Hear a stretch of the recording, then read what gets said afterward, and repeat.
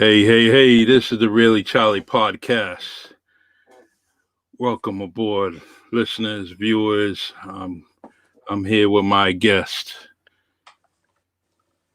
Mickey. I'm not saying Michael, Mickey Gonsalves. He's one of the best shooters to come out of New Bedford. Good mentor for me and many others. Definitely set the bar high when we were all younger kids looking up to this guy, shoot lights out. Before the 3-point line, he definitely was already there. He could have edged his name in the hard floor, and that was his spot anywhere on the court. It's just amazing that you know, me here in New Bedford, Massachusetts, seeing this man growing up since I was a kid, later on as an adult, actually coach one of my daughters, and I'm fascinated. I love this dude without a doubt. And without further ado, Mickey Gonsalves. What's up, Coach? Hey, Charles. Man, I can't beat that with a stick. Wow. That is good. I appreciate that, and I thank you for what you do. And bringing this to our people and the people in general. Yes. That followed me and followed others in which you have done in the past. Mm-hmm. But I'm flattered by this, and I thank you very much. Before we go on, I just some people I need to mention right away. Yep. And one is your dad, who was a super role model to me. Your father growing up in the playground, and everybody knows who Charlie Perry is, the dad. Mm-hmm. The dad, he ran Middle Street Playground, and he'd protect me from the older guys and everything. Mm-hmm. I remember the first time he seen me drinking a beer, he cracked me right in my face. Yeah. And it wasn't a thing where I was buying beer or going out and getting beer. It'd be like things like the game would end, somebody have a case. Hey, Mickey, want a beer? Certainly. Yeah, I'm thirsty. Drinking, your father cracked me one time. Mm-hmm. And I remember him telling me, you're not going to be like these drug dealers and losers right over here. Yep. Right over here. And he always kept, every time I go to the park, he'd pick me, select me. Always had my back. And, I'm going to be, when I go to the Hall of Fame, induction to this Hall of Fame, I'm going to be entering for New Bedford High School. He's the foundation. It's where it began with people like him. Mm-hmm. When I come home from college, he would say, "Oh, you had a great game. Read in the Boston Globe. You scored 24 points. So you had 20." And he would watch me like a hawk. So your father was always like a big brother to me, who very much protected me. And he was an outstanding basketball player himself. Defensively, he was on another plane than a lot of people. Yeah, And before we go on too, Charlie, I need to mention this, and I want to mention this because we're dealing with this COVID, and things have been very difficult with everybody throughout this country. I lost 4 great people in these past 2 or 3 years, and I lost my high school basketball coach, the great Jack Nabri, a legend. He is in the Massachusetts High School Hall of Fame. I lost my college coach, Bruce Greeley. He had a nice house right at the bay down the Cape Cod, right on the canal. He's in the NCAA Hall of Fame, but he clashed with the administration at Framingham State. You know what's crazy about him? He's in the NCAA Hall of Fame, but he ain't even in Framingham State's Hall of Fame.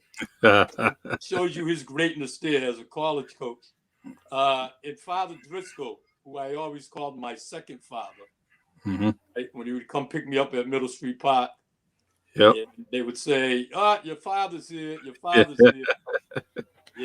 Who I don't know if I could be sitting there telling stories or have a college degree or have the good things that have happened to me in my life if it was out there, man. And of course, my dad.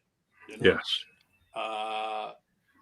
I'm very fortunate. I've had great parents, a mother and father. Let me just tell you this about my dad, right? He protected me. Yeah, he had basketball. Go ahead, Coach. I just had an audio. Go ahead. Because I want to get this out there. We grew up where we used to laugh and call the Wild Wild West in the West End, Yep. And we always have said the village raises I us. just had an audio. Go ahead. Yeah, always said the village raises us and all of this. And just think of this, Charlie, growing up in the Wild Wild West. It was pretty tough. He had 4 children with all 4 college degrees. Wow. You know, and that's a story in itself to me. So Yeah, it is. I needed to mention those 4 people because I know I'm going to probably connect on and tell a lot of stories. But I think your dad and the 4 people that were very big in my life that just passed, I think I very much needed to mention those people, you know. And that's what we should do. That's what all of us should do, because we all sometimes our mentors or the people that we appreciate and look up to, they don't get to hear those great words. They don't get to hear those words from certain people. And so all in all, just like you're speaking of all these people that were huge to you in your life. And I just want to let you know that you've been huge to a lot of people's lives in this city, across the state, and Yeah, don't. and there's a coach I left out because I only went to Boston State, play 1 year. Let Jim Leskitar play for the Celtics. He coached me 1 year Uh-huh.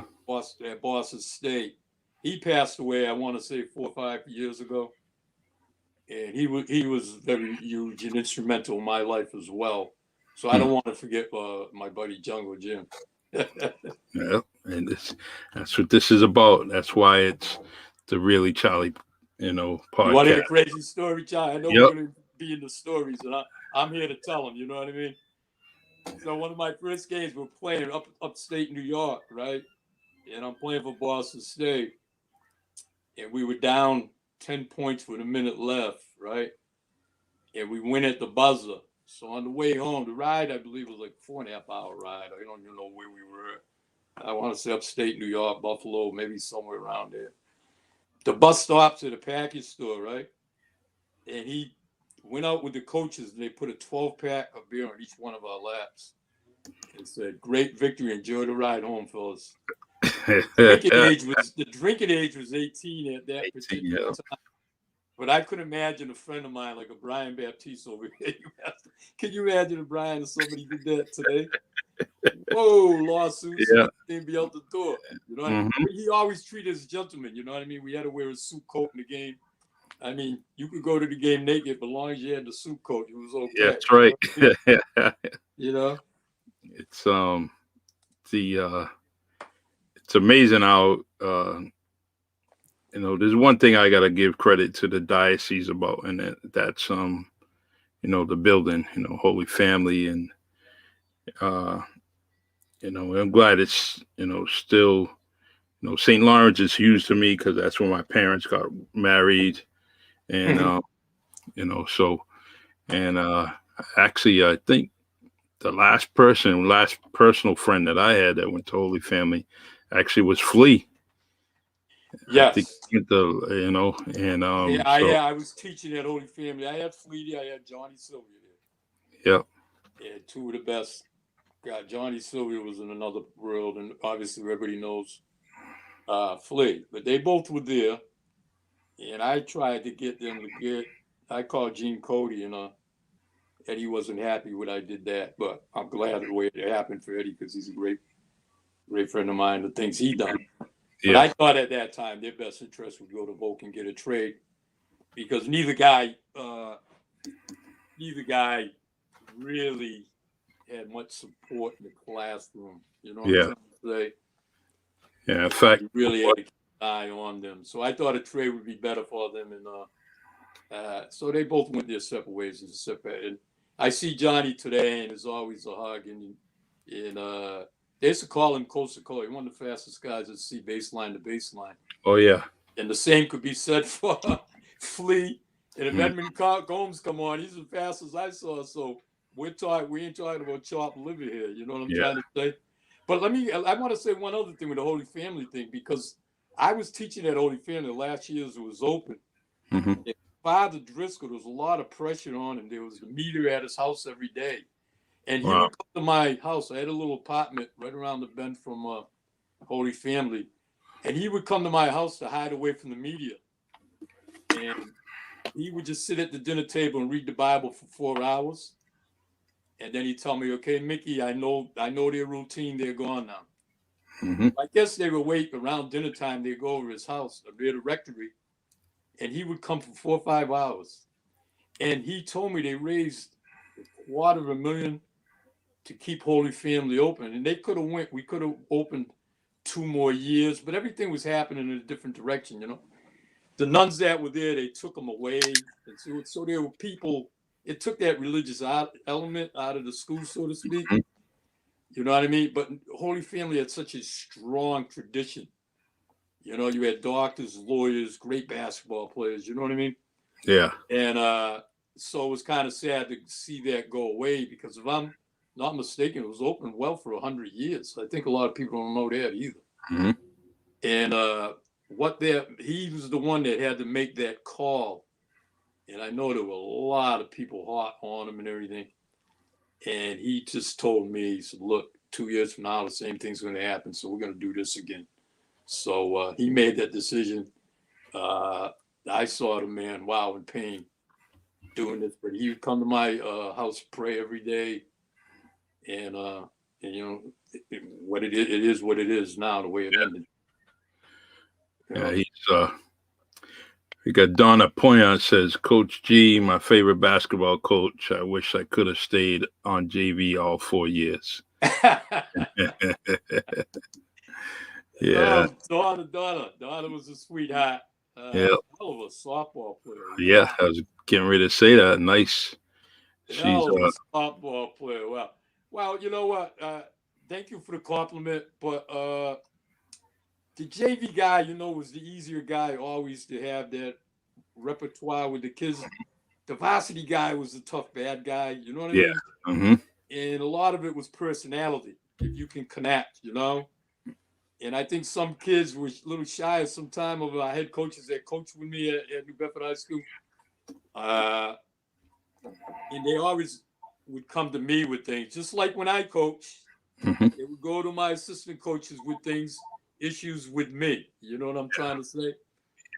To me, that was always important, always to having a female assistant coach, you know, because one thing I found when I went from boys to girls, the difference was the sensitivity of coaching. You know what I mean?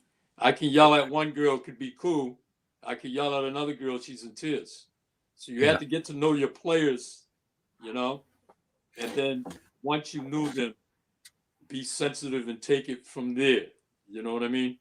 But the great players always love me, and they've told me this, that played for me, the all-stars or superstars, is that I was very hard on them. You know what I mean? And I always had a lot of runs with the AD because I was a very outspoken coach. I would remember telling one lady, and I think I ended up in Mike Career's office, I don't tell you how to bake cookies, don't tell me how to coach.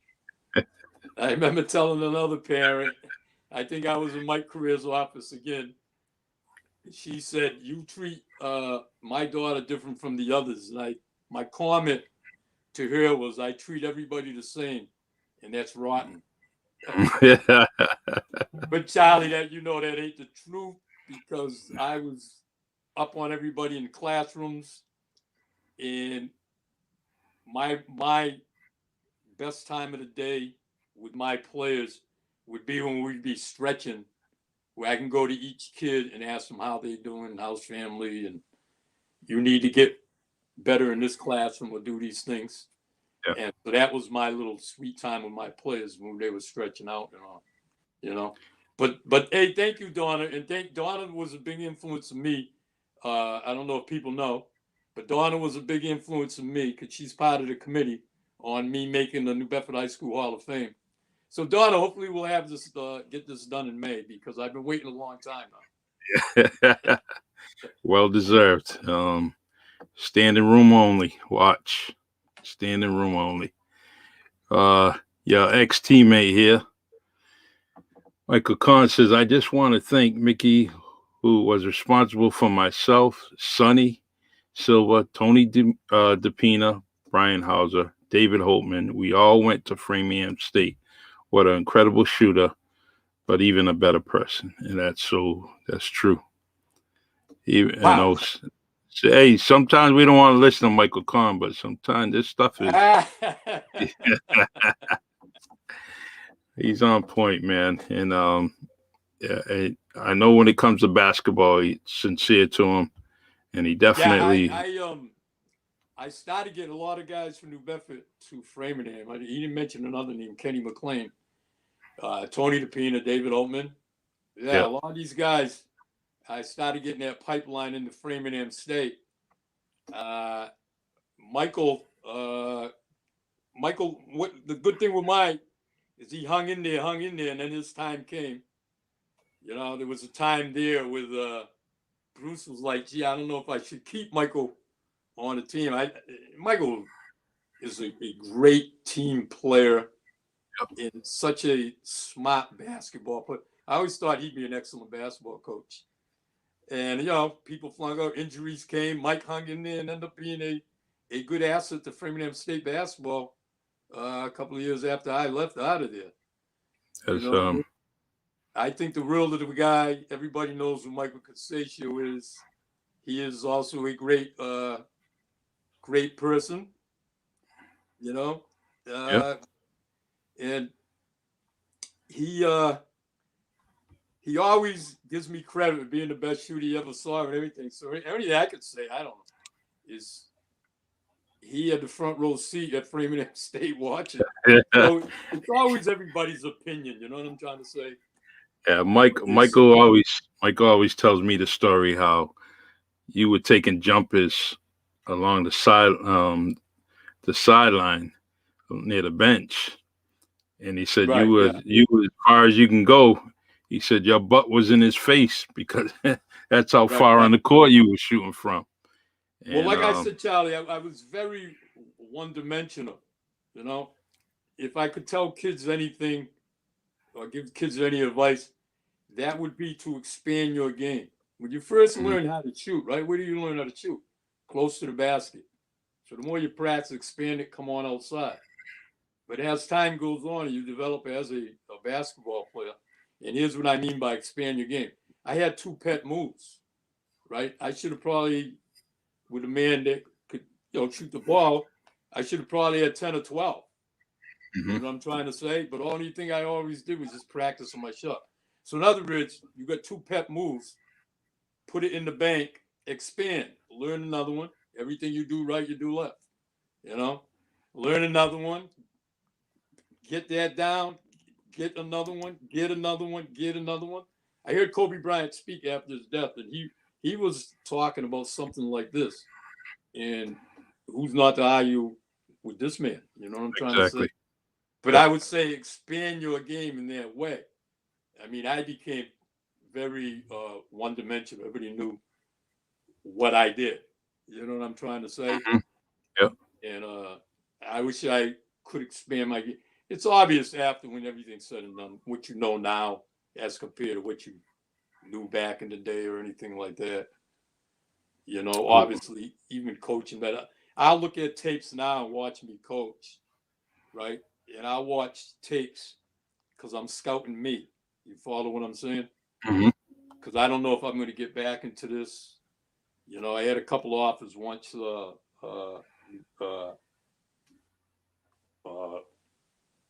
I left New Bedford and everything. Well, I should say Holy Family and all, but I chose that path anyway. So, but it's always nice to hear Michael talk about a basketball junkie, huh? Yeah, you can. I mean, we had conversations, him and I, and he can just go. And I mean, you gotta listen. And I listen so I can learn something. And usually after speaking with Mike, I learned something. I love basketball stories, regardless of who it's coming from. But I don't mind listening to Mike Kahn, the Kahn man, tell me stories about a lot of things, you know.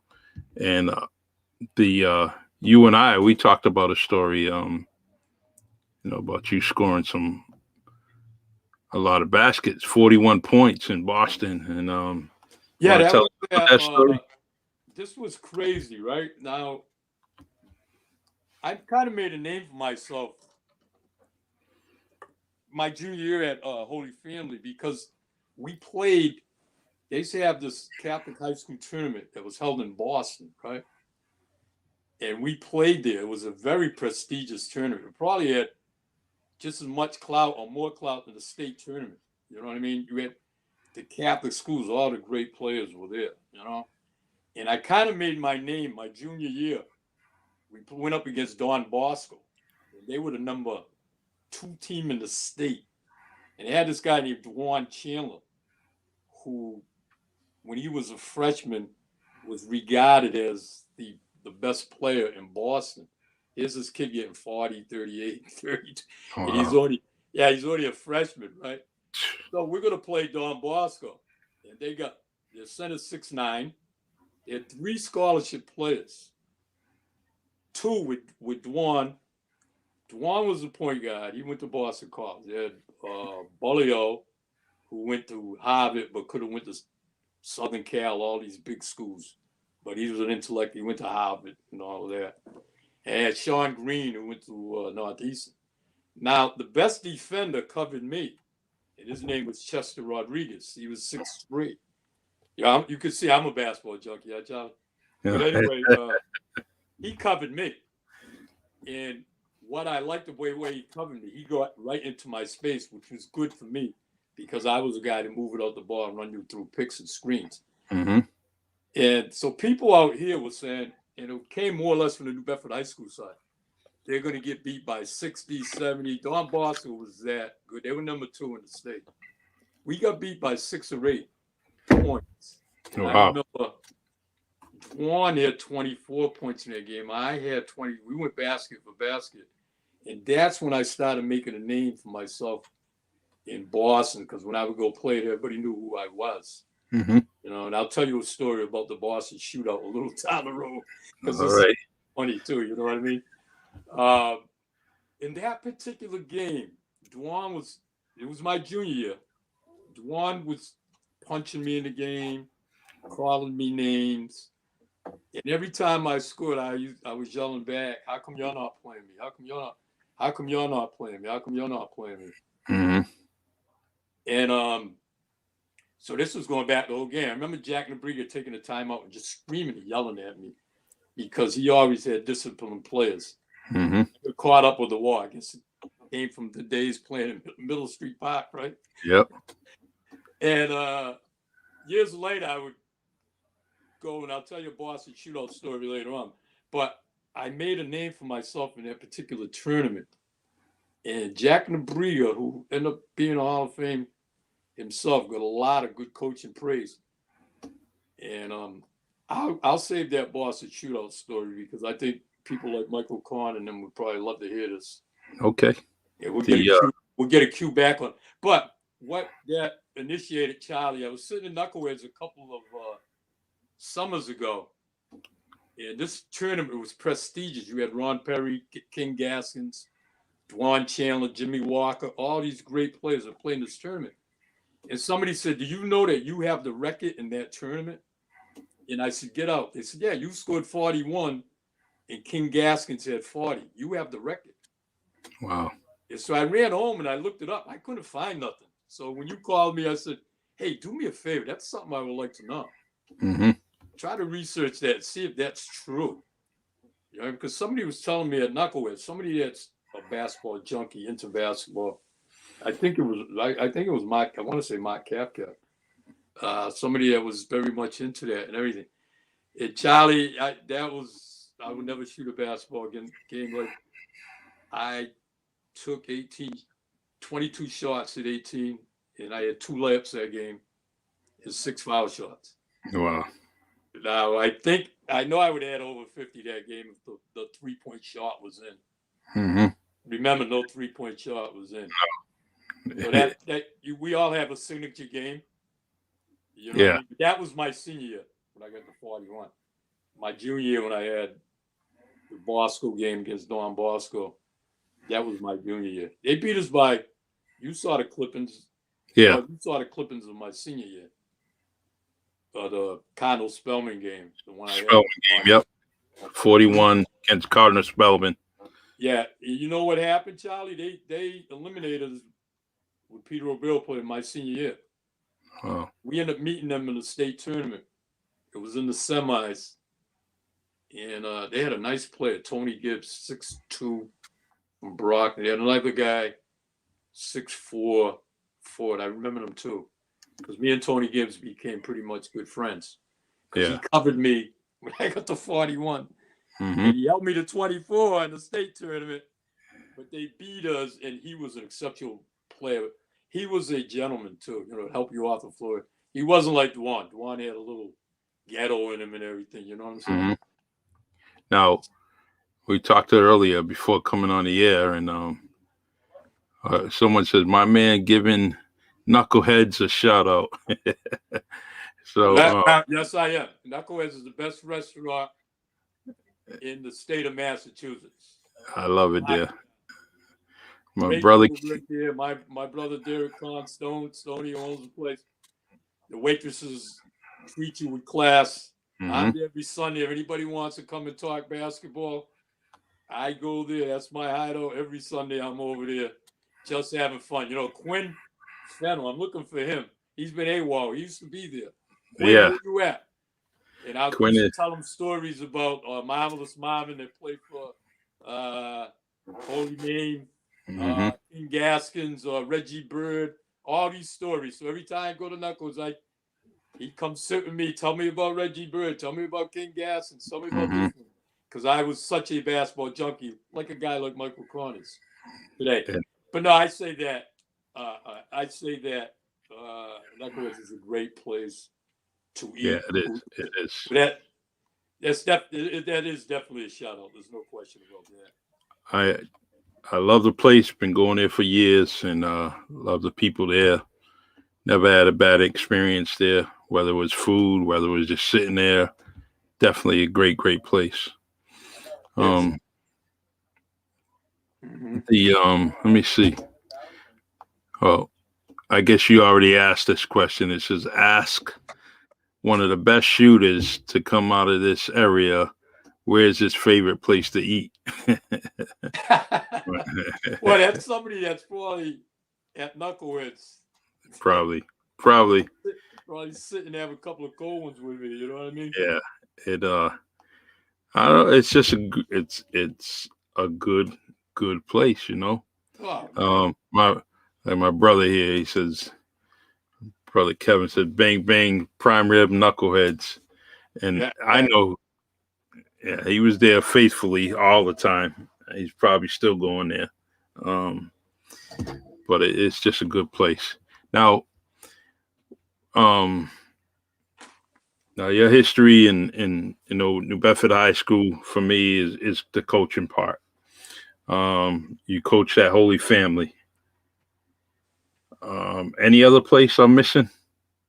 Yeah, I coached 1 year at Coyle Cassidy.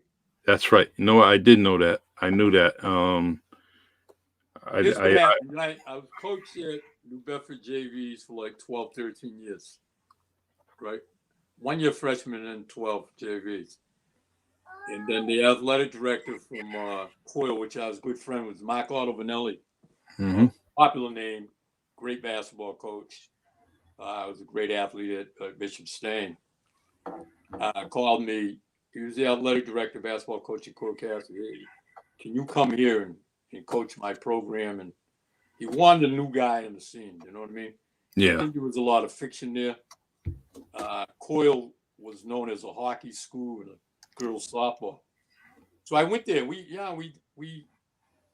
were picked to be in the last place in the division, and we came in fourth place. You know what I mean? Wow. We only had, I think, like 4 wins, but we upset Stang, beat Conley twice. So it was a good experience. And then that's when Bob Foster resigned at New Bedford High School. So my intentions were staying at Coyle Cassidy. And I had people like Eddie Rodericks really want me to come in because Gretchen was there. Come and coach Gretchen. And a lot of great people that I coached with, McLeod and Reggie and them at New Bedford High School wanted me to come back and coach at Bedford High School. But that's not my decision, you know? Yeah, yeah. But everybody knew I was the best person for the job. Dick Pont had left at that time as the athletic director, so he kind of set it up for me. Mm-hmm. He had to put some stipulation in the contracts and everything, you know what I mean? And I still wasn't getting that job. It took the NAACP to make a phone call. Mm-hmm. And we can go around the park. I don't care. We'll talk about what you want to Yeah. talk about. Yep. I mean, along with Eddie Rodriguez, you know, that got me Yeah. there. That got me that job, you know. And But that wasn't looking good. That wasn't looking like I was getting that job. oh, And Eddie called me the night before, and then he got Shelton called the school in the morning. Shelton called. We know what Shelton is, right? Yep. Yep. The president of NAACP at the time.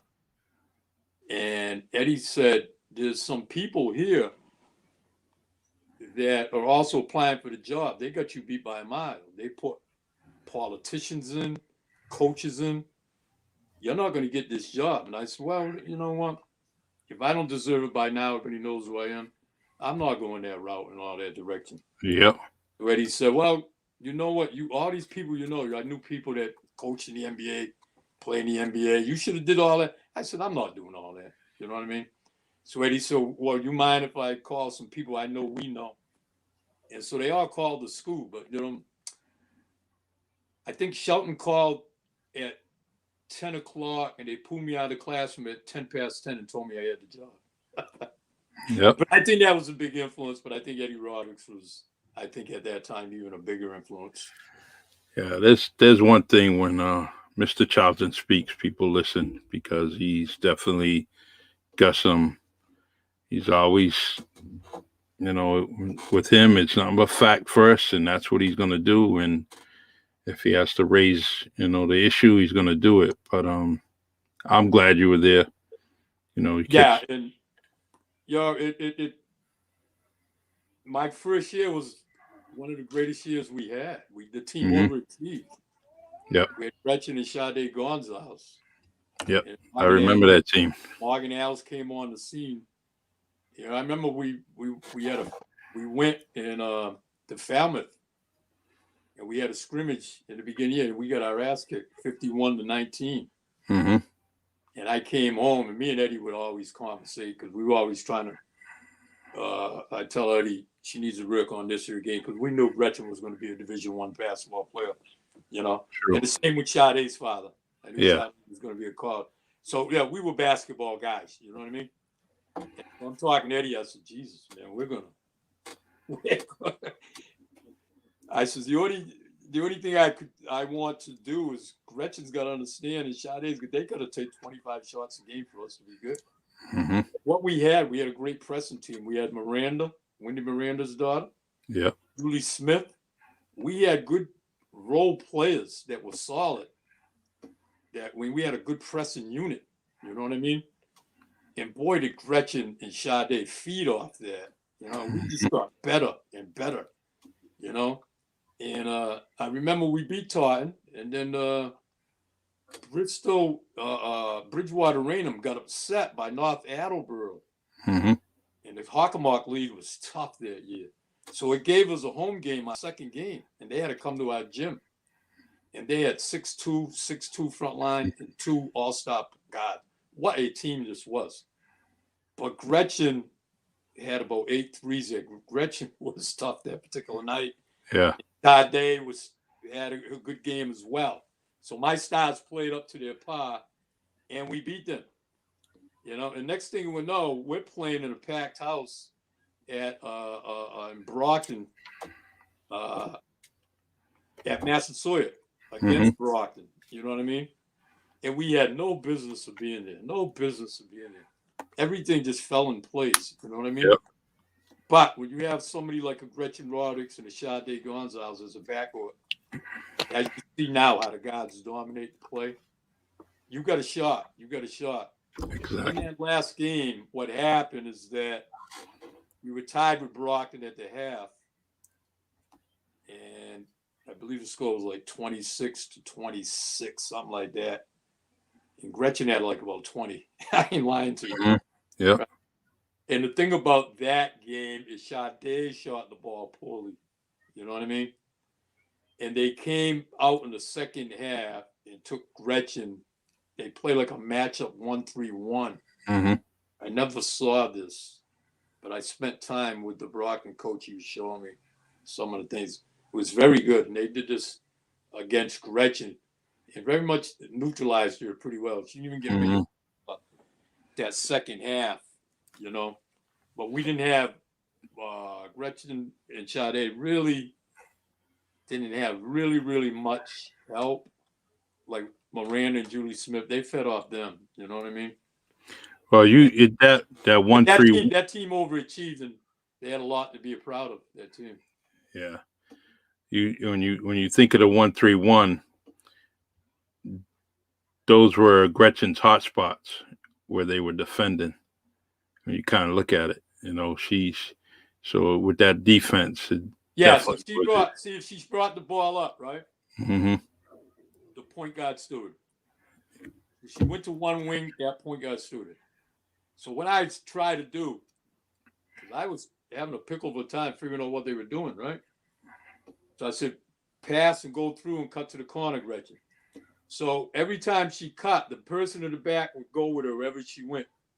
And if she went more to the wing, we'd release her to the wing. Mm-hmm. You know, it was tough to figure out. So what it did, though, the opposite wing, it gave Sade a lot of open looks. But Sade, I believe, only had 4 points. Just had a tough night shooting the ball. You know? Wow. And our defense wasn't giving us much that particular game because they were so well coached. You know what I mean? Coach, we got Bruno Gows says. Oh, he says, "What's Bruno up, guys?" He says, "What's up, Mickey? Great shooter. You should have stayed at Boston State." Wow, this man was like Earl Monroe. Uh-huh. Bruno Gows, a basketball junkie. Wow, you know, I was. Is he hearing me? Yeah. I was thinking of you. You know, I don't know if he knew this, but I had an offer to go play in Scotland from Coach Shea, that was an assistant with me at Framingham State. And he said, hey, you know, because he played in Scotland. He said, Mickey, I got it all set up. You want to go play in Scotland? You play 3 games a week. It was professional out there. 300 a game. They got a place for you, and they'll give you a card just to use. They said, if you don't want it, Bruno Gows, I'm going to go see Bruno Gows. Did that ever happen? Because I didn't go. I was too scared to leave. But this man was such a talent. I left Boston State. I played at Boston State 1 year, hurt my back. And this guy was such a talent at Boston State. He was unbelievable. I believe Bruno was from Natick, if I'm not mistaken. Okay. And I should have stood and played with him. But I went to Framingham State, and we went to the NCAA regional finals and everything. Wow, you know. Yeah. You know, wow. Talk about a blast. Wow. This is great. And this is what, Charlie, this is what this is. Yeah, this is what we're trying to do. Bruno Gows. I was thinking about him because I was thinking of all the great collegians that I played with when I was at Boston, around Boston, all that particular. And he was definitely in my thoughts. Wow. Yeah. I bet this guy's still playing somewhere. Talk about a basketball junkie. Wow. I bet he's still playing somewhere. You know what I mean? We got one of your players, Danny Gomes. Dr. Gomes says, tell him he took my defensive skills to another level. Says, thank you, Mickey. And you know, I'm going to get in trouble now. To this lady, okay? I'm going to get in trouble now. All right. I think she played on my team, my JV. She averaged like 22 points a game, something like that. It was crazy, right? And when she played varsity basketball, she wasn't allowed to shoot. Yep. And Gene Bonner was so much into this, your roles. Yeah. So she'd say, Mickey, come on in and look at the team, right? Yep. So she would have the starting 5 play against the second team. Yep. So the second team's in the zone. And the two shooters, Kathy Silva was unbelievable, and Gail Russo was the other shooter we had on the other wing. Yeah. So Danny would bring the ball down, and both wings would go to each one of those wings, and Danny be at the foul line, and Gene's telling me, help me coach his team, and I'm yelling, Danny, shoot! What's wrong with you? Shoot! Uh-huh. Gene blows the whistle, and she says, "That's not her role. That's not her role." Yeah. We're talking about a young lady that went to college and played Division I. Yeah. You know what I mean? Yeah. And her father used to get so upset with me, and I said, I'm trying to get this through with Jean to tell her that Danny is this good. But she was so inclined, and it's no knock on Jean Bono because she pioneered this program. And with all the success I had, I don't have it without Jean Bono. You know what I mean? But Danny Gomes was this, she was so talented. She was this good. I'm telling 20, you don't go to D1 and play D1.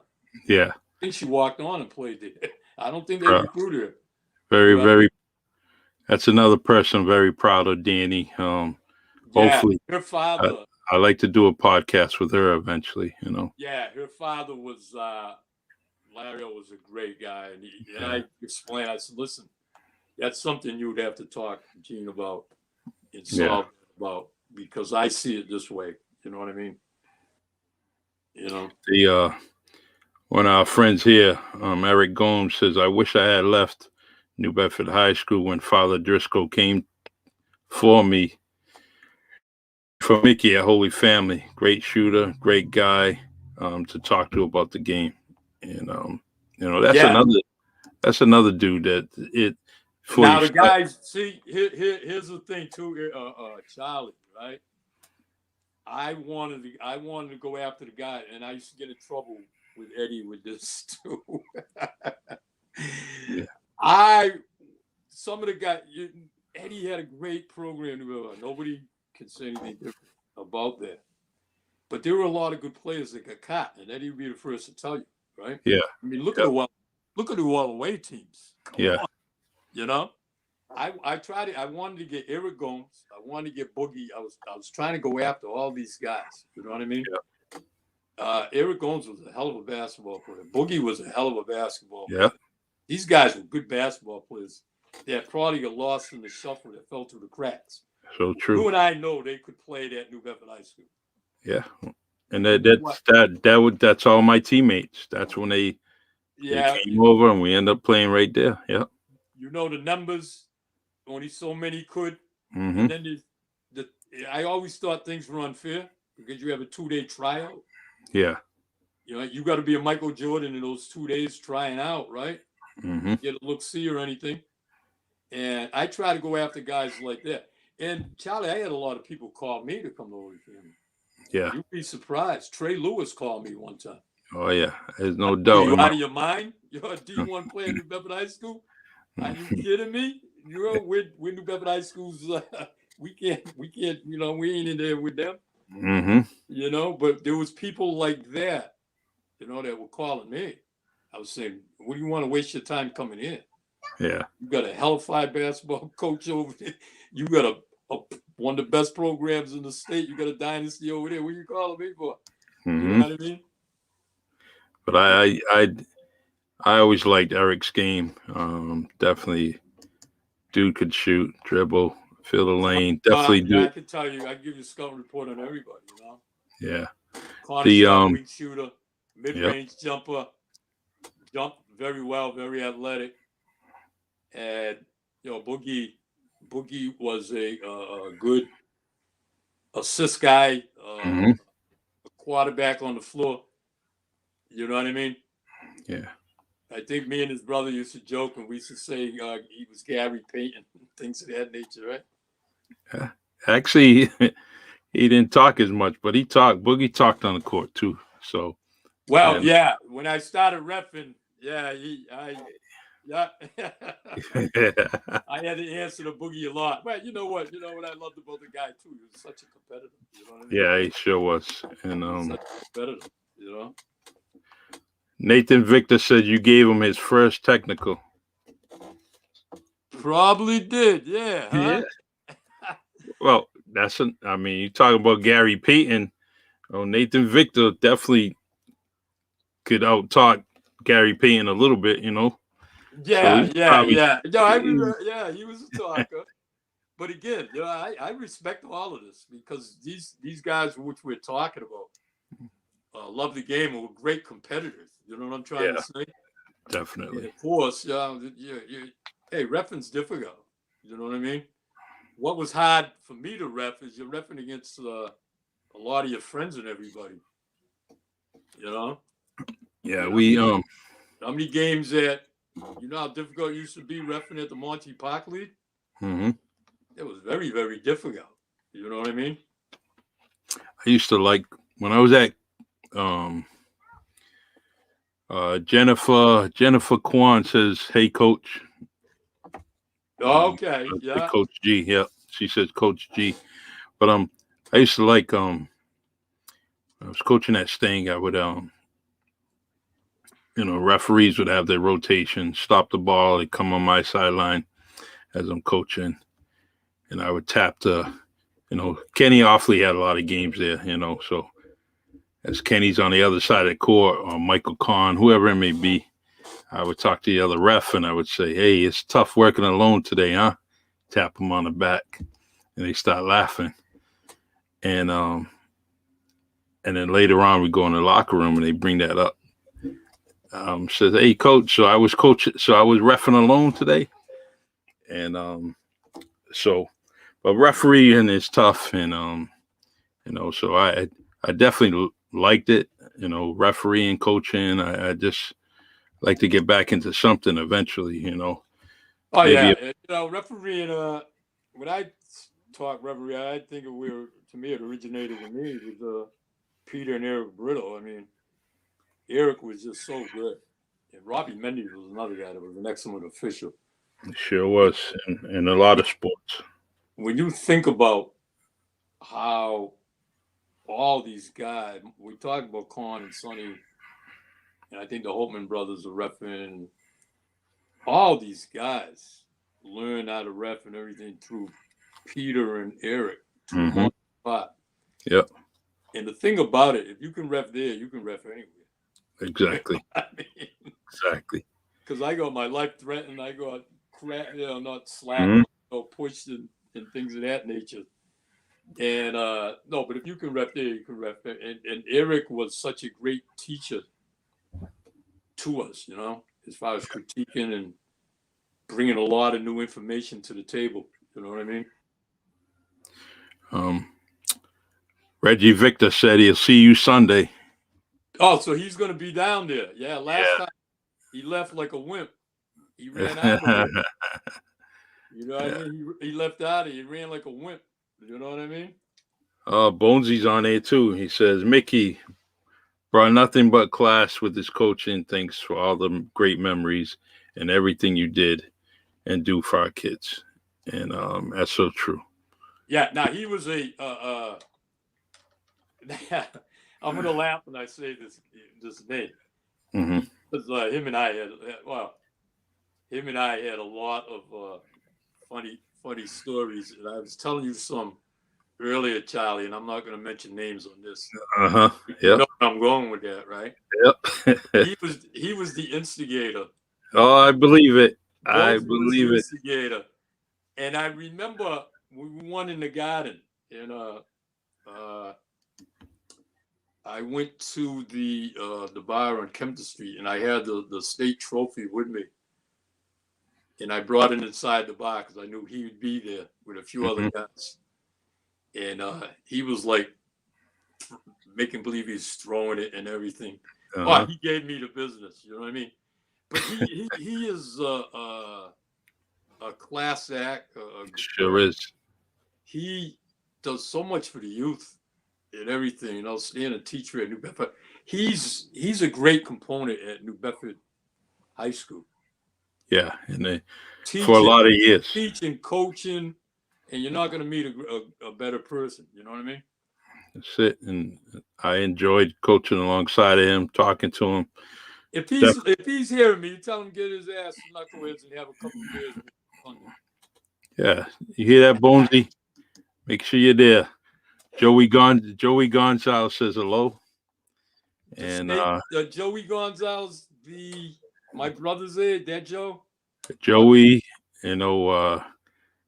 Kim, Larry. Okay, yeah, Joey. Yeah. West End Joey, Joey was real good friends with my brother Nuno and John. Yeah. Joey's a great guy. He played in the boys club. We all went to the boys club and did everything there. Some great things. I mean? Great story.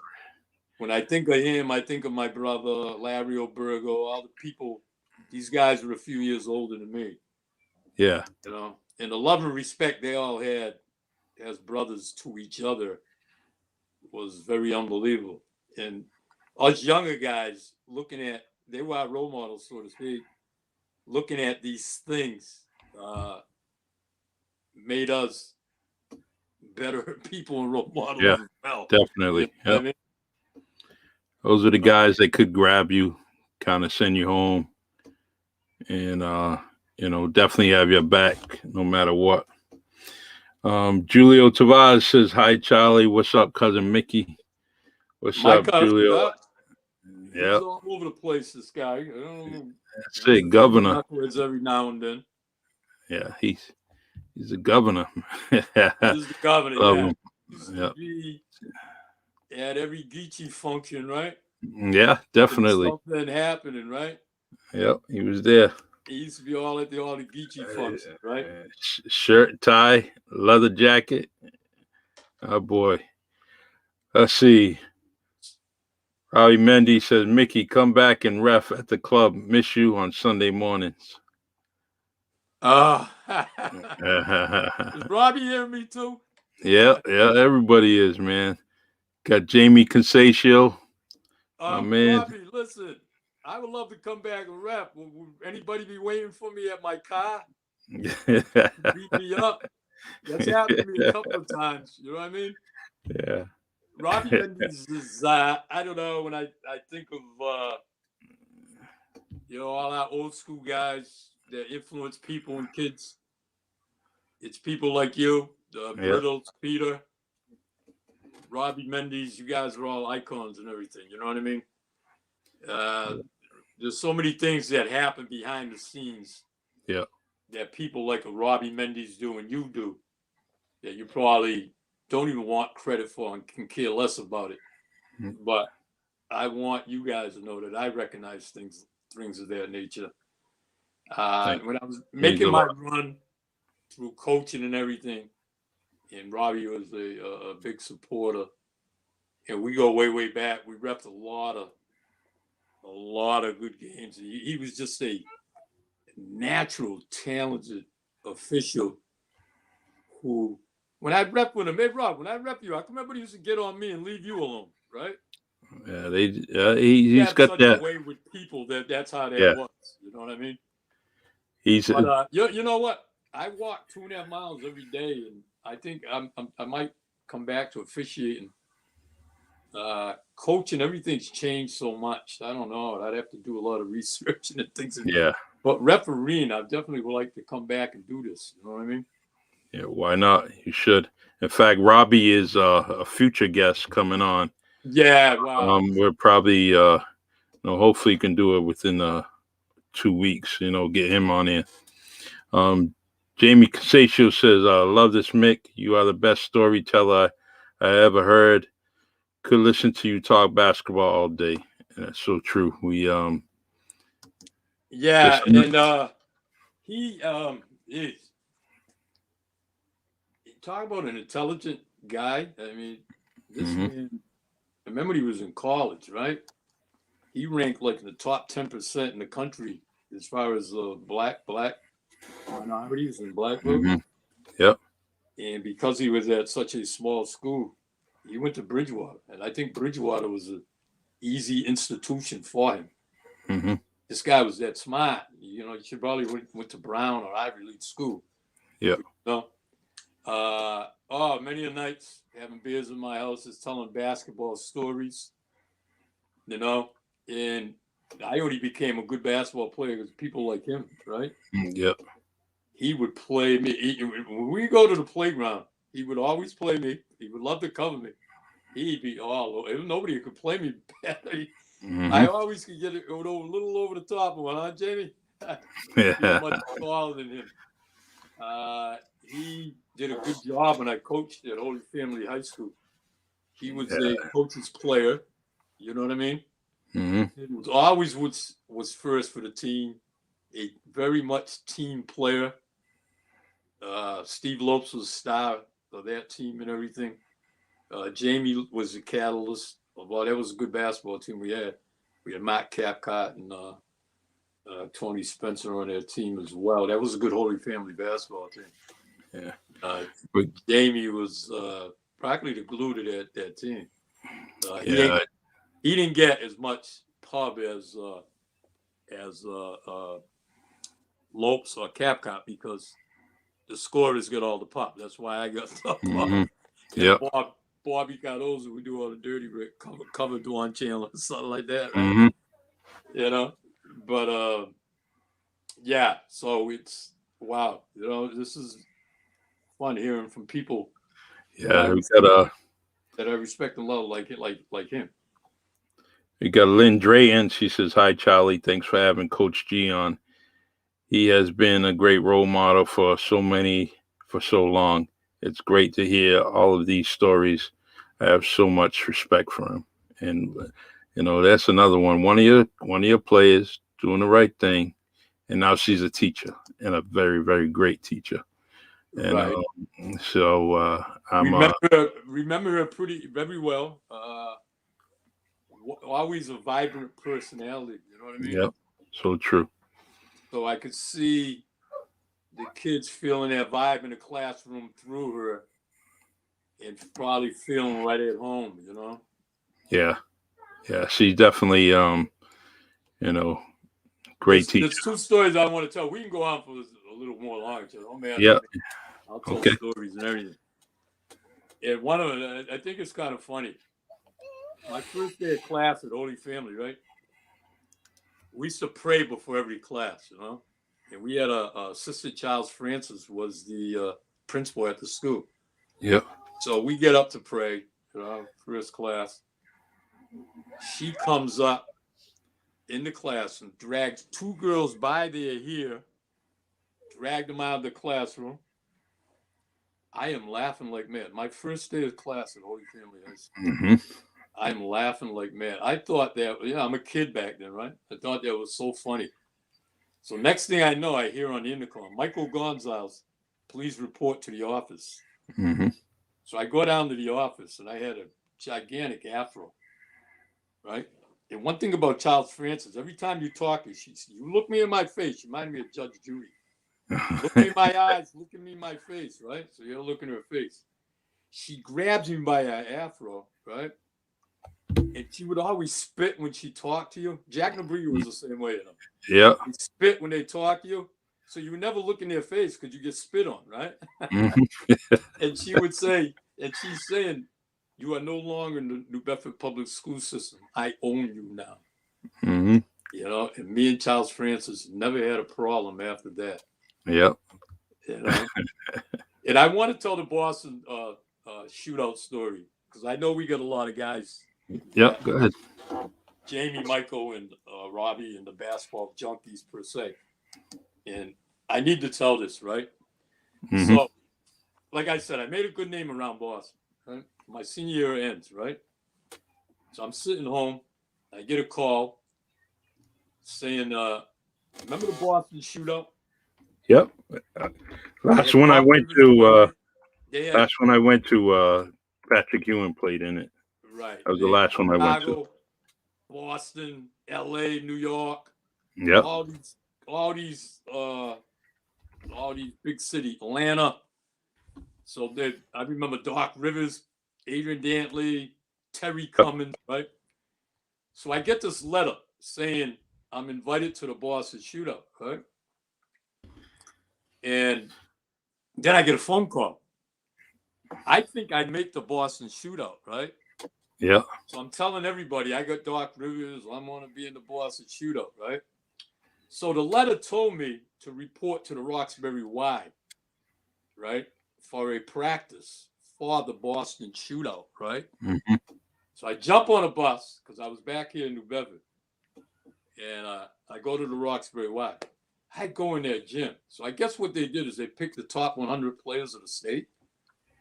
So you had to go sign in, right? And they had this big committee. So they put a number on everybody's back, right? And then when they called your number, you went out and scrimmaged, right? And so at the end of the day, the committee would form, and then they put it, the posting back out there. Report to the next practice the next time, right? So I felt good. I shot the ball very well, right? And I had made it. So I got to come back to Boston for another practice. So there was 100 at first. The next time I come, I'd say they probably cut about 25, 30 people. I come, right? I practice again. Hey, feeling good. I'm making it. Wow, I'm doing well. Boom. Read the numbers at the end. I'm on the team. So it's down to 50. Third practice, if I can remember, I think it was at Northeastern.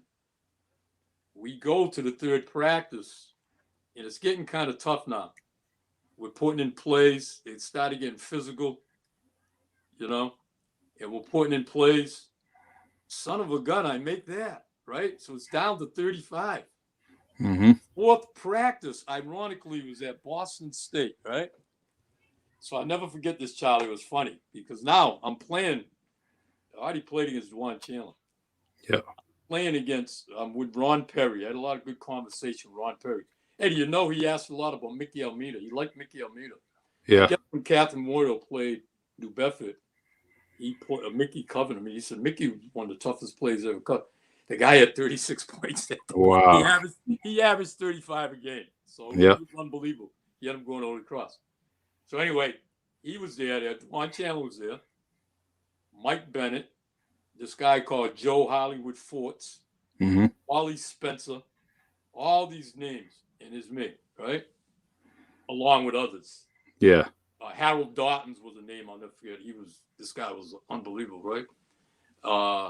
So we play, right? And now I'm a little, So we're all in the locker room, and everybody's saying what colleges they're going to go to, right? This is funny because everybody laughed at me. I didn't understand this back then, right? Yeah. So this guy says I'm going to Colorado State. This guy says I'm going to Southern Cal. Dwan, I'm going to Boston College. Bonneville, I'm going to Harvard. I'm going to Holy Cross. I'm going. Everybody was going big. Hey, Mitch, Dwan Chandler. You didn't even know Mickey from. Where you going? They want to know where I'm going. I'm going to Boston State. Everybody just fell out laughing and everything. Uh-huh. Everybody's cracking up laughing. I didn't know what's funny. And they kind of gave me an underhanded compliment. Yeah. I don't want to waste your time going there. You know what I mean? Mm-hmm. But I'm in the room with all D1 players, and I got cut. I got cut after that. And when I got cut, there were 35 people left. They probably carried 12 or 15. Yeah. But a funny story, because I honestly thought I was on, and you know what? I guess I think I did well for myself. I ended up all the way to the 35th birth. But when I went there and saw all those kids, all those players with numbers on their backs and everything,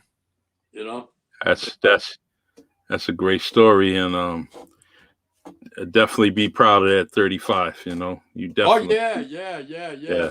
Because let me tell you something.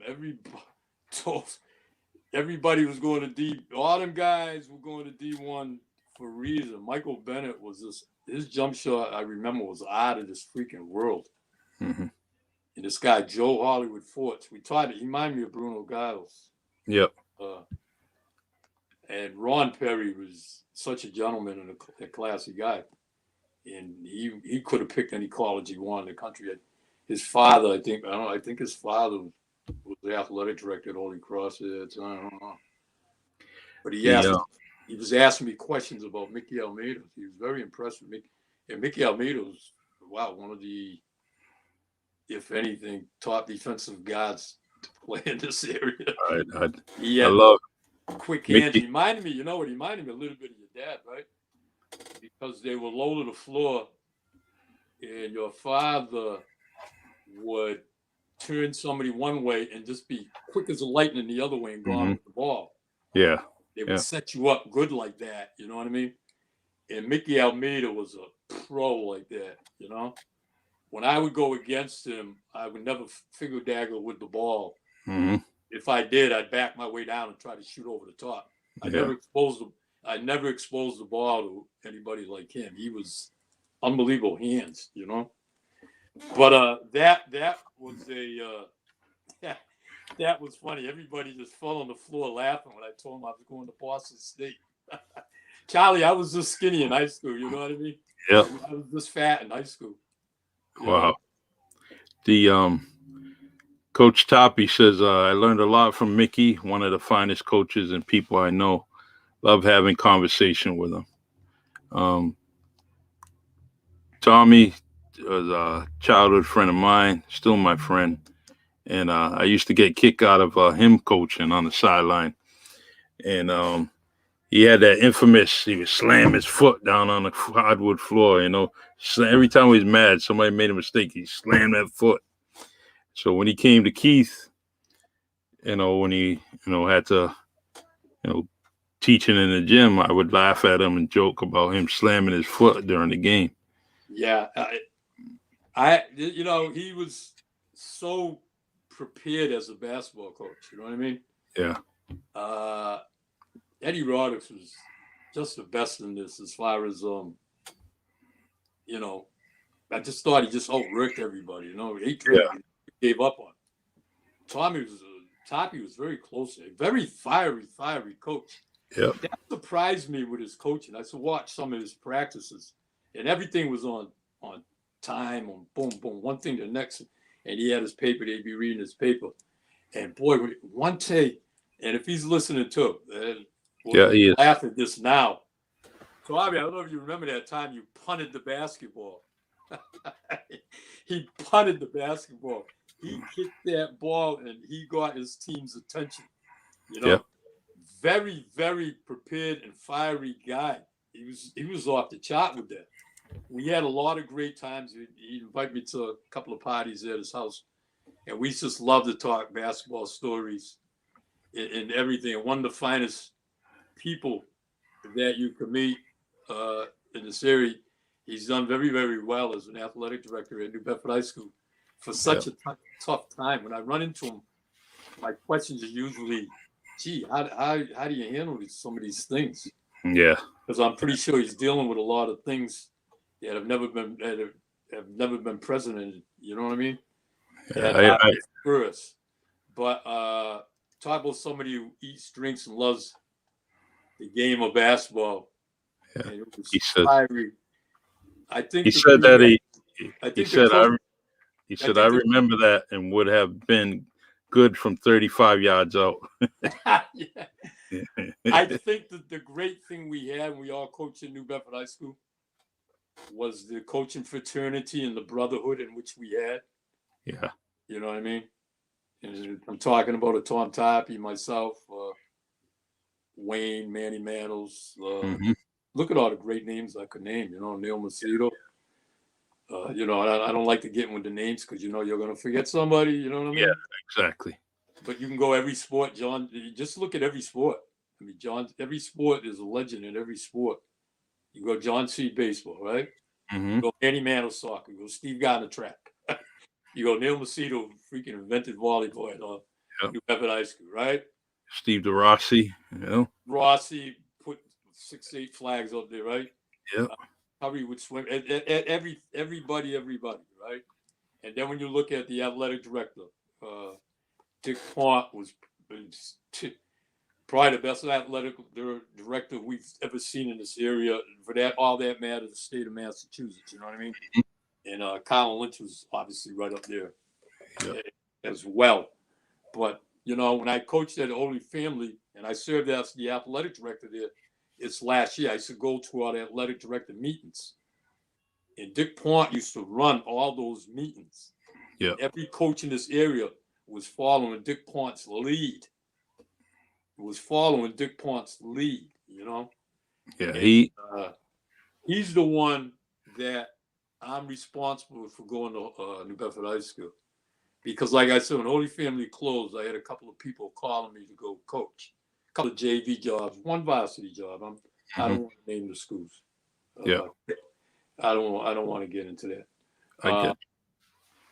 But Dick Pont, I ran into him at I want to say it was a soccer game at New Bedford High School. I used to love to go watch New Bedford athletics, football, basketball. And Dick Pont kind of recruited me and called me and said, look, I got a freshman girls basketball job open for you, and I have a teacher's aide position. So I'm a cocky guy. I'm confident in what I do. Yeah. And my thing is everything in New Bedford High School was the greatness of Eddie, and of course deservedly so. Everything he did and everything. And I'm a cocky guy. I'm gonna say they're gonna forget about the boys basketball program when I get there. I'm gonna do this. I'm gonna do that. Mm-hmm. You know, you got to talk the talk, but you better walk the walk, right? You better walk the walk. And I think I kept my word for probably a couple of years there. I don't know. You did all right. You know what I mean? But so who didn't want to coach at New Bedford High School, right? Yeah, so true. And to me, it didn't matter, right? Girls basketball was freshman. And I said, you know what? I'm going to go there and they'll have to get rid of me, you know? And then I'll wait my turn and do my time. So that's why it became such a big thing when I went to Coral Cassidy, because I had put 14 years in there and I was due for it. But the teaching contract at that time stated different. The logic was different in there. Yeah.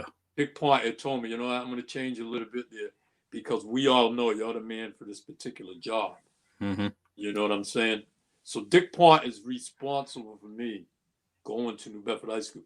But this is the greatness of the Dick Pont, right?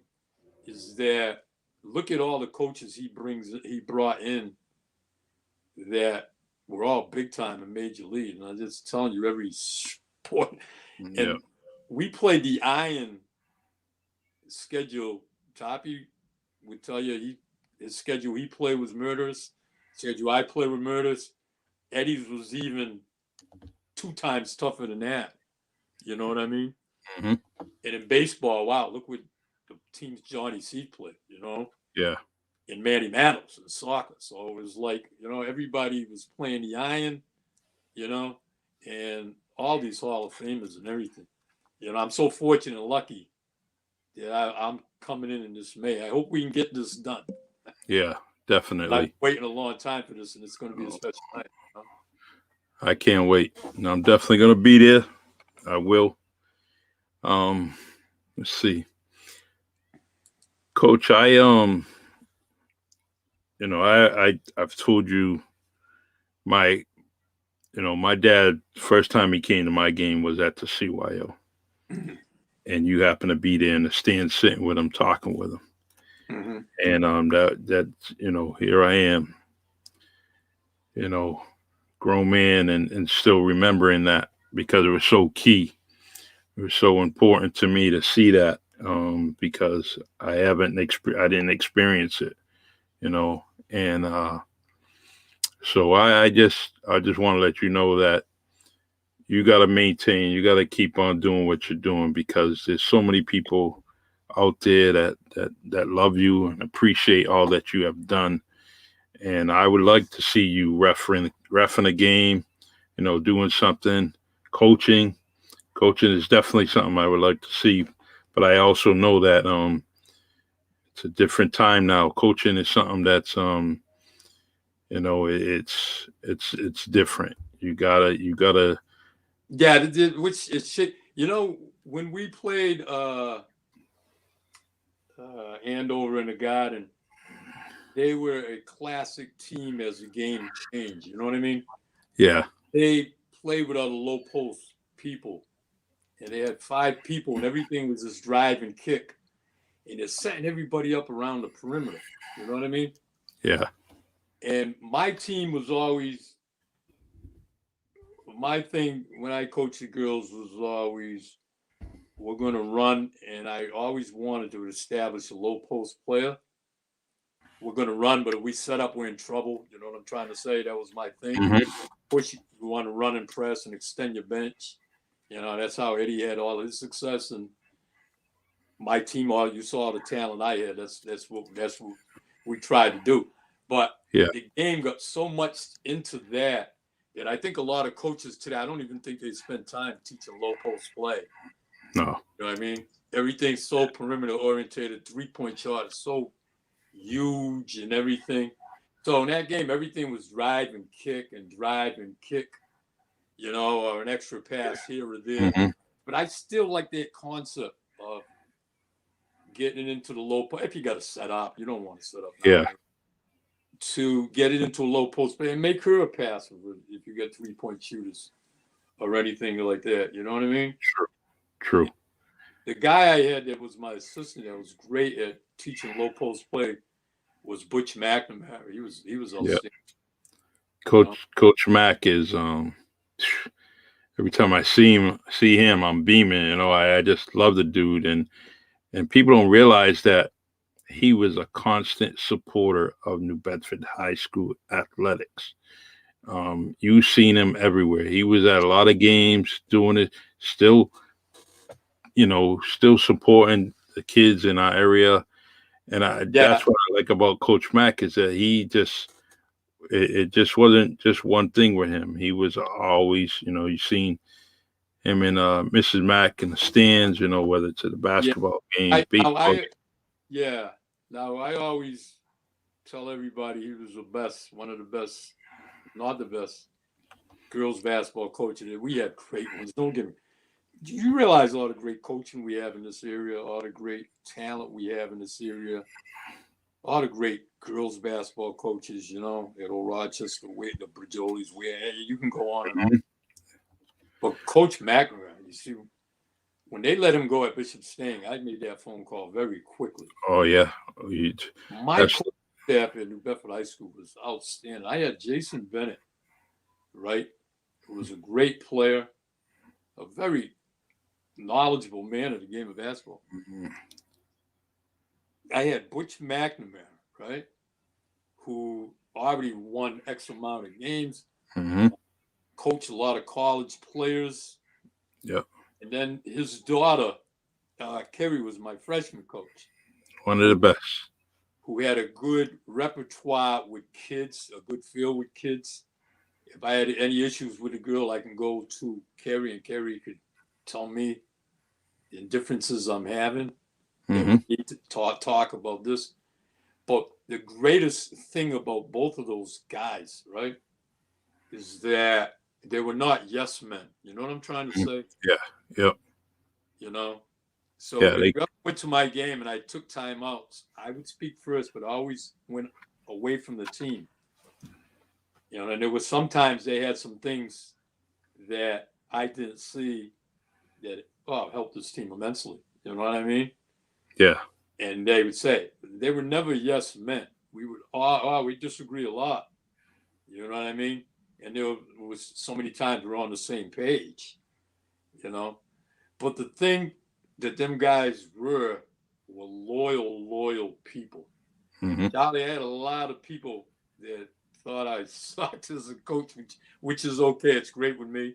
And there's a lot of people who thought I sucked as a basketball player, and that's okay. It's great with me. You know what I mean? In coaching at New Bedford, it made me better because I used to strive. It made me better. So we would have game. I remember one game we had a parent at one door at one of my practices after we lost. We got upset by somebody, right? And of course we lost. And of course every time we lost, I blame me. I said, I stunk. Jeez, I stunk it out today. I remember having a parent at one door, Charlie, and a parent at another door. I had to go. I couldn't get out of either door. So I just said, listen, I'll meet with you at 5. I'll practice at 4:30. I'll meet with you at 5:30. You know what I mean? Everybody would run to the athletic director, even when we were winning all these games, and have a complaint or something. And Mike had such a great way with people that he wanted to hear them complain. Whereas a Dick Pont would just say, look, it's taken care of, don't worry about it. Yeah. Unless a parent was that persistent, then Dick say, look, you're on your own. You go talk to this parent now. Yeah. This situation. So I would see after the game, I remember Brockton spanking us by like 30 at our place, right? And there was parents all over Butch. There were two parents all over Butch. And he was just, Butch was like this, and he just shaking his head. He's hearing them out. And I know he ain't selling me up a river. He's loyal to me. Yep. Hearing me out. And then after, he would tell me, that so-and-so's unhappy with this, so-and-so's unhappy with that, so-and-so's unhappy with that. But, it's so easy to be a little immature in that time and just say, yeah, I agree with you, and then just pile on me. You know what I'm saying? Yeah, yep. And some people were good. Some people were good with that. You know what I mean?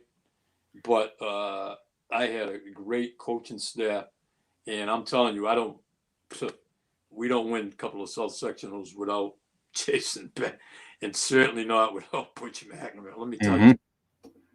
Great. I loved your staff. They definitely were great people, and one different times they were a huge part of my life. With my kids and so on. So when you speak highly about your staff, that's definitely oh yeah, so true. We got one, I guess, listener says, ask him about Goat Wayne. Who's the goat? Is that Wayne Sylvia? Maybe. I don't know. It just says Facebook user, so I can't tell who it is, but it just says Goat Wayne. Yeah. I'm thinking it's Wayne Sylvia, right? Probably. He played with Lenny Remus. He was a great athlete at New Bedford High School. Mm-hmm. He never lets me forget. He hit 465, right? Uh-huh. That was great. He was a great three-sport player at New Bedford High School. So I met him at Knuckleheads drinking one time, right? Yeah. And he's telling me all about me. Because I guess he used to sit and have a couple of drinks with Jack Nabriga. So Jack's telling, he's the best shooter ever coached and all this. So he introduced himself, and I knew all about Wayne because I'm a basketball, a sports junkie, and I knew of all the great athletes that came to New Bedford High School. Yeah. He was one of them, and he played with Lenny Remus, and he blocked with Lenny Remus, and then he was an outstanding baseball player. He said he hit a ball. He said he thinks it's still rolling. He tells me this story every other Sunday if I see him in Knuckleheads. Yeah. Right. That was Decon, the one. Decon asked that question. Oh, Decon. Yeah. Okay. So it's probably David. How was that worded? How did Decon say it? He said, "Ask him about the goat, Wayne." Yeah, that's right. Okay, so that's who I'm talking about, Wayne. All right. Yep. Yeah. So Decon, if he's listening, so he'll know just where I'm going with all of this, right? Mm-hmm. And so the GOAT at Holy Family, because Wayne would tease me, is Billy Watts, right? Okay.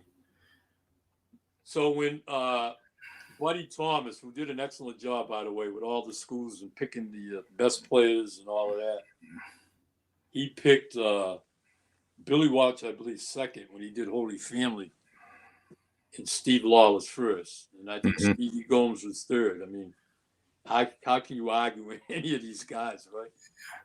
Billy Watts would get double teams and get 25, 30 points. He would call Billy right there. Yeah. Right there. We'd have a few beers. He'd call, and then he'd say, here, talk to the GOAT. I'm saying, who's this? Oh, it's Billy. Hey, Mick, how you doing? I said, hey, Billy, I'm not saying I ain't a GOAT or anything. Anything I could do is shoot from 30. I didn't have a lot of your skills, man. You know what I mean? And Billy was outstanding, fantastic. But Wayne is one of Billy's best friends. Okay. It just so happens that every Sunday, when Wayne got a couple of beers in him, he calls Billy and wants me to talk to Billy on the phone of him being the GOAT. And after a while, you know what I'm trying to say? Yeah. Speaking of Wayne, Coach Hamlet told me to ask you. He's not on right now, I don't think, but Coach Hamlet told me to ask you about the Don Chaney suit. Yeah. Now, there was never a dress code in coaching, right? Yep. So my earlier years when I coached, if the game was a Friday and I was going out after the game, I would wear a suit. Mm-hmm. I mean, and then I had the short, medium.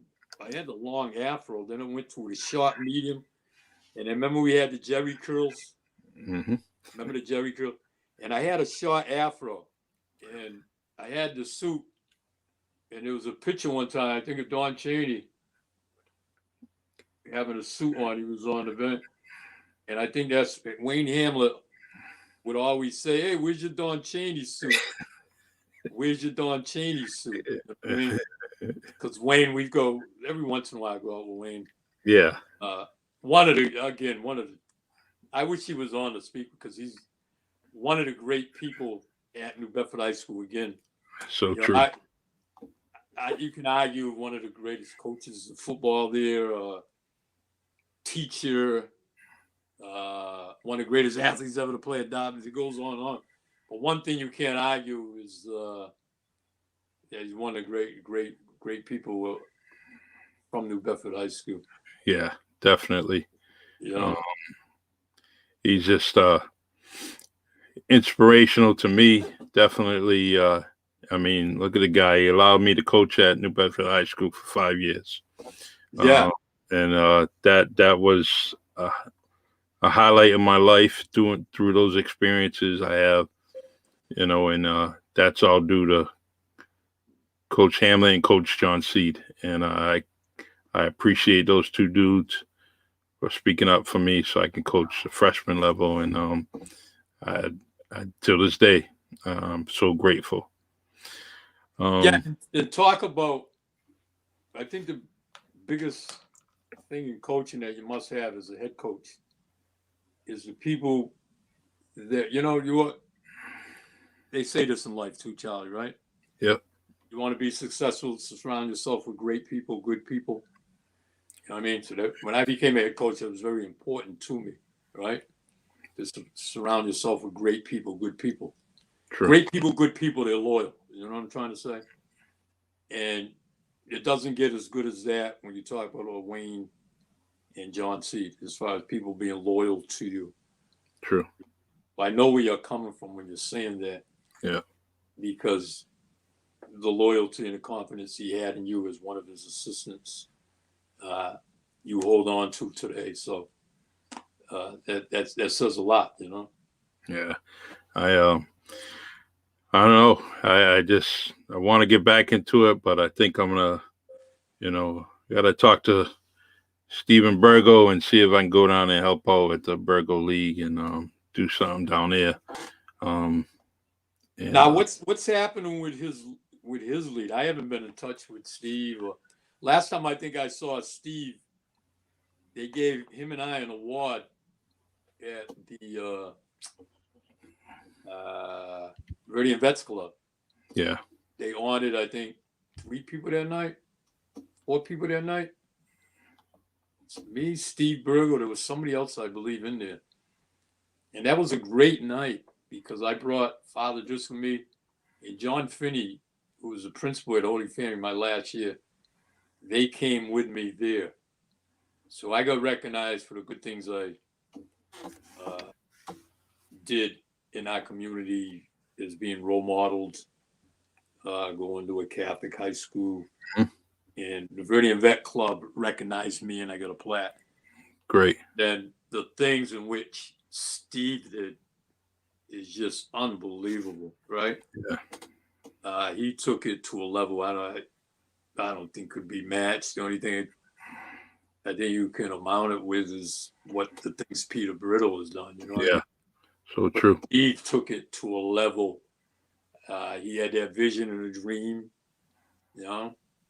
through his father, and he just took that to another level. So when I got out of coaching, I kind of fell out of sync with basketball contacts and everything, because I used to ref his lead when he first had it, you know. And then once I left basketball, I left and then it looked back for a little while. And then what got me going again is when I used to go see my cousin Matt Valls play at Rochester. Mm-hmm. I didn't like to go to lots of high school games because, well, I shouldn't say didn't, but sometime I go to games and people would sit me and they just be trashing the coaching, you know what I mean? Mm-hmm. Yeah. And them guys are my friends, you know what I mean? Yeah. Yeah. And of course, it's very easy to coach in the stands. You know, I've been Mm-hmm. undefeated. I'm undefeated coaching in the stands. You know, so I got a little. At times, I get a little uncomfortable with that. So I got away from all of that, the coaching part. So when I just go watch Matt play at Old Rochester, and I just like to go in the dressing room and talk to the coaches after the game. Yeah. Do all the coaches, right? Ash Riffett, Bourne was a good friend of mine. Pimento at Volt, you know, these guys. Yeah. I wrecked their camps, great guys, you know what I mean? And we could talk basketball all night. And it's a lot of good. And then the refs would always come over to me in the stand and tell me, because a lot of the guys were crossing over that did girls, they went to boys. Yeah. And then there were still guys that were reffing that when I coached at Holy Family. There still was a lot of guys still. And they say, hey, the game misses you so much. You got to come back. You got to come back and coach. And that would get my adrenaline going again and flowing again. You know what I mean? And I found myself making phone calls and just catching up on things and things of that nature. You know what I mean? And I came close to coaching at Framingham State as an assistant. The job opened up, and the guy that played in the backcourt with me coached at assistant coach at Auburn, University of Auburn, Georgia State. He put his ring in the hat at Framingham State one year. Didn't get the job. The second year, he got the job. And he said, Mickey, you want to be my assistant? This was like several years back. Mm-hmm. And he said, you will recruit all your side of Massachusetts. He was a retired state trooper. He lives in Georgia now. Playing the backcourt meet, excuse me, at Framingham State. And he said, I got the job. He said, but I got to let them know in 2 weeks if I'm going to take the job. I'm trying to get the security job at MIT. If that job falls through, you'll be my assistant. And I started paving the way to be his assistant. Right? Yeah. Because I'm working at this agency called Still right now. So he didn't get the job at MIT. So I came this close of probably being an assistant coach at Framingham State, which was several years ago. And then when I would go to games, coaches would ask me, you want to be a part of my staff? It happened at two places. Again, I don't want to mention names with that. Yeah, I agree. It happened at two places. And it started getting my juices flowing again and flowing. And one was girls, one was boys. And it started getting my flowing again. And, I enjoyed very much. I kind of be honest with you, Charlie. I enjoyed coaching girls better than I did boys. And I'm going to tell you why, right? The reason I did, because I liked girls coaching better than boys. And people will tell you, they listen more, they do all that. Well, the game to me, the girls' game to me is obviously a lot slower, right? And a lot of work you put in coach girls, you can see more than what you do with the boys. Mm-hmm. Yeah, of course, girls to me retain things and were a little bit more focused than guys, because you had a lot of guys that were very talented and N1, they had a mentality. Yeah. Where, you can only tell them so much sometimes, you know what I mean? And they weren't thirsty for as much as you could give them. Where girls in a lot of cases would never turn you off. Yeah. You know what I'm saying? So it was more fun coaching that. But that would have been a great challenge. I think the challenge I would have loved about that job, I think I would have loved the recruiting part of it. Mm-hmm. You know what I mean? I think I would have really enjoyed and loved that. You know, Yeah, that's in and out of homes, if seeing people, you want meeting to be parents. you want to be good, you got to hustle. Division three's a hustle. I saw, my coach Bruce Greeley, I mentioned earlier. He made a little typing school at Holy Family. At Framingham State. It was a Mhm. typing school, Charlie. He made it Yeah. a NCAA Division three powerhouse. Wow. You know what I mean? Through recruitment, he used to have guys flying from New York and New Jersey. He was unbelievable.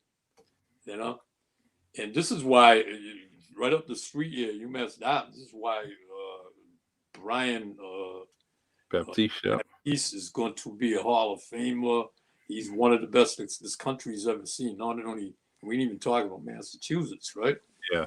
And he is not a stone unturned. You talk to every good high school player this area, this area, he's Mhm. touched everybody, And his knack, the great thing that he's always done, is he got a lot of great players that fell through the cracks Mhm. that could have been standouts and D1s and D2s that fell through the cracks. He never gave up on. Next thing you know, they're playing with him. Yeah. And did a lot of great things, I used to like watching Haines's team when he was up there, Steve Haynes and them guys, that crew. I used to like going up to UMass and watching them play. Um, and every year. And what's yeah. great now is that he's got a lot of local kids. You know what I mean? Not that he never did it, but it seems like he has a lot more from what I see. Yeah. My cousin Matt's playing there at Ashworth. Has had a great Mhm. career there. He's got I think you got the kid from Apponequet. I think there's a kid from Wareham. He's done a Yeah. great job of getting all the great talent here and keeping them here. It's a good ambassador. He's a trusting person, and that's why I think he gets what he gets is because people trust him, and I definitely very, very impressed with him. I like the fact that he continues to run that camp during the summer. Yeah. Continue to do that. So, but Coach, we got we got about probably 2 minutes, and then but is anything you wanted to end with? With the 2 minutes. Yeah, let me see. I don't know. I told so many stories and everything. I mean, you get me here, and this is what you're going to get with me. You know what I mean? Well, don't. But the only things I'd like to end with, I'm looking forward to going in this Hall of Fame at New Bedford High School. I always tell people, great players, coaching. The one thing you always want to do is leave a legacy, right? Yeah.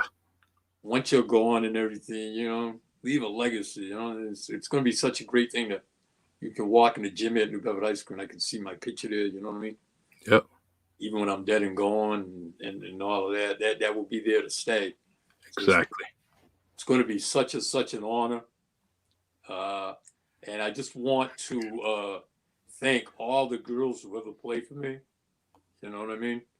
And I'm not just talking about the great ones like Gretchen, Alyssa Roach, and it goes on and on. Kathy Silver, it goes on and on. I'm talking about every girl that I played. I go to places sometimes, and I have kids come up. Hey, Coach Gonsalves, how you? Yeah, you ain't changed. You look alike. Mm-hmm. I played for you. You know what I mean? And you got to remember, Charlie, I coached JVs for so many years too. And I always make it a point to get in conversation with them. And then I could place it and remember who they are. Mm-hmm. And then I always leave with a thank you. And now they're telling me, why are you thanking me? And I'm saying, because I'm going to be inducted to the Hall of Fame. And of Well, course, you don't go into the Hall of Fame unless you have great players and great coaching. mm-hmm. We all know this. That's factual. So I'll end with that, Yeah. And that will be a fun night. And I don't know where that will stand. I don't even know if we'll have it because May when May comes around, knowing everything's uncertain with the COVID and all of this. I think I want to tell you that I think May is realistic, and maybe more so June, because the kids are going to be going back to school in April. So, and I think that the high school kids will probably be in class by May, or in May. Right. So again, let me say this too, because I know time's short, and I think what you're doing is a great thing. You know what I mean? Yeah. To go back and to have a guest like a Robbie Mendes. Wow. You know what I mean? Yep. It would say you can get that goes on and on. Hold on, Mick. We gotta. What's up, Coach Ham? Keep them going. Keep them going. All right. That Hamlet. Hamlet. The podcast, because I'm watching it. Is it already finished? It's already. Yeah, it's at his last few minutes. Hey Wayne, he'll never do this again, because now he'll never do this again with me, because now I won't shut up, right? He picked the wrong guy, Wayne. Yeah. He picked the wrong guy. It's out of my hands. All right. That's out of my hands. There's a story to that one too. All right. He heard you, Coach. He said it's out of my hands. We had a great athletic director that told us when there was always problems, that's what we got as an answer. So yeah, that was the final answer, right? It's out of my hands. It's out of my hands. You burn. All right. Hey, yeah, Coach Hamlet hung up, but but let me just end and tell you, hey, go ahead. You're doing a wonderful thing. Open this up to a lot. I'm pretty sure, everybody's got stories, war stories. And it's great to reminisce and go back as you're seeing what you're doing. And continue to do this, because it puts a good light on a lot of people that, people have interest within this community and just wondering where they're at and what they're doing, True. I'm going to continue, and I don't want this to be the last show of Mickey Gonsalves. I want to do another one eventually. I want to keep on doing them. Susan Olivera says, thank you, Mickey. And she says, congratulations on the Hall of Fame. So I'm going to continue to do this. I'm going to, like we said, Robbie, I like to get Robbie on here. I like to get guys like, Sean Hargraves from Denison. Yeah. Wow. So those are the guys I want to get on the show and try to keep it educational, inspirational, let them share some stories. And, it's all about, as I say every week, it's about giving you your flowers while you're standing. I'm not waiting until the last with you now. I'm not trying to do that. I want people to tell you, thanks, Coach. Thanks, Mickey. And that's going to continue to happen. So. Yeah, I just saw my buddy Chops Turner on here, huh? Yeah. He says, hey, where you singing, man? Yeah, he sings. Was it every Sunday on Facebook? He's on there, so you gotta open your account up, man, because Chop's singing every Sunday on Facebook. The man is unbelievable talented, boy. That's our brother, man. Yeah, and then you know what? And before I do say, goodbye, I also want to talk about Brian Magnet and the WMB1 radio and all the stuff they're doing, their podcast, they're DJing, they're bringing music to the city, to the region. And in fact, they had me on just a couple of days ago, and I got this nice hoodie here. I'm very, very proud of them, so podcasting is the thing to do. And there's a lot of people in New Bedford that are getting things out there. And so if you know of anything, someone I had to speak to, just let me know. You got my number, and we'll go from there. Yeah.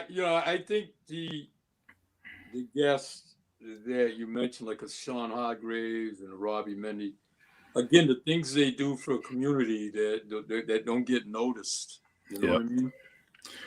These are unbelievable people that you're mentioning, and they need to be heard.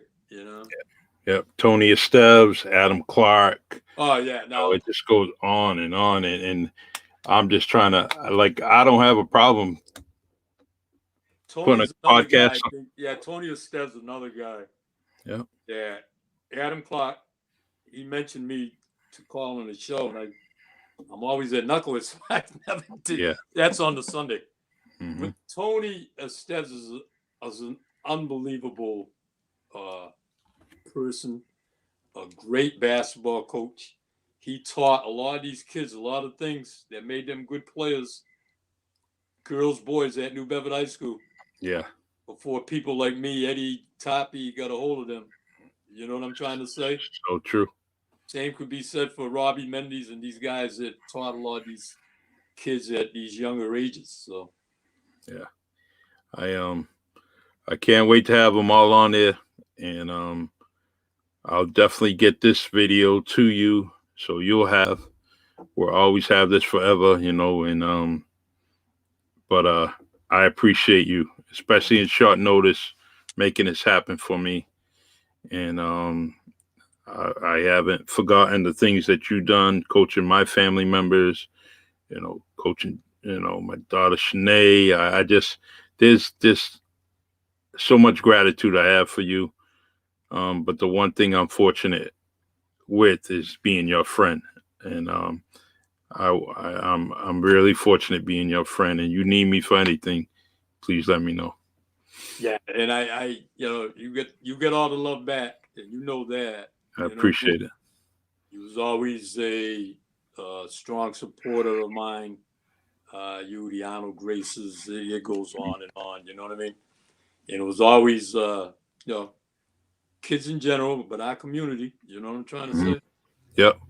And to me, a lot of it began with your father back in the day. Thank you. So again, thank you, and continue to do. This is great. I think what you do, and I hope I was somewhat entertaining. Yeah, I got a million stories. I probably got a million more. As you've seen, I put them down the envelope because I wanted to spend some time and get it out and just have fun with this. And it was more than what I thought, Charlie. So yeah, feel free.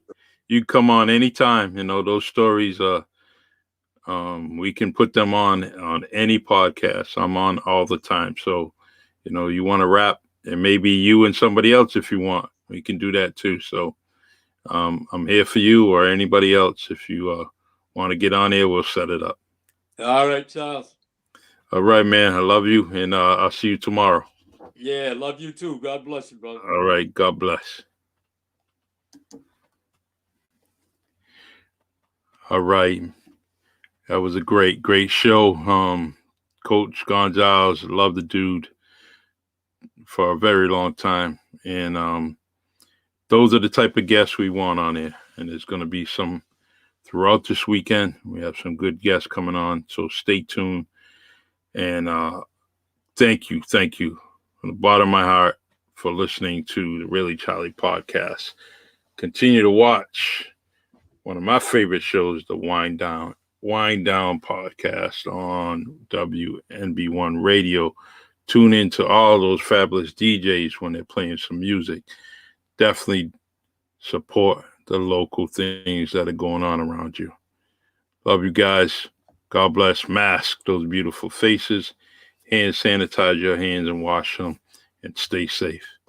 God bless.